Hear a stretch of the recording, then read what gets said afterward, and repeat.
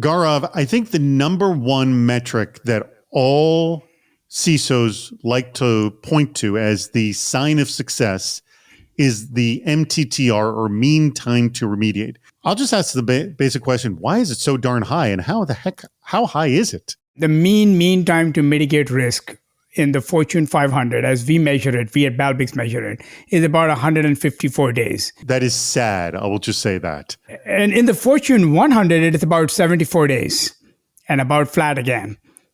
Right? And the mean time to weaponize risk is only 14 days. So you can see what the problem is, right? We are in a race and we are very, very slow. We're the tortoise racing the hare. And there's two aspects of it, right? One is, how do we speed it up? How do we get so that our mean time to mitigate, mean time to remediate, mean time to MTTR comes down to less than 14 days. What gets in the way is it takes the time to detect and the time to then prioritize, then time to dispatch. And there are issues with every one of these stages. The good news is if you rigorously apply your mind and to each one of those phases, you can dramatically change it. MTTR itself is the wrong metric. The industry likes to rally around it. You have a very medium-sized vulnerability in a domain controller, and you have a high-severity vulnerability in the receptionist desktop. Are they equally important?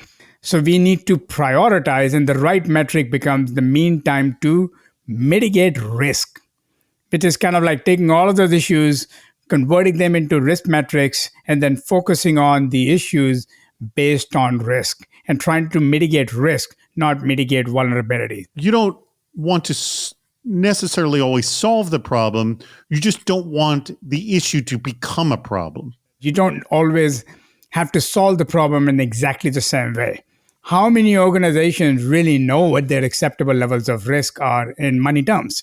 The challenge then becomes, how do we take our technical metrics, mean time to remediate, SLAs for patching, SLAs for fixing issues, and translate them into levels of residual risk so that we can then debate on those levels of residual risk, come up with numbers that are acceptable, and then translate the acceptable targets into target SLAs, and then start working on what is necessary to get to those levels.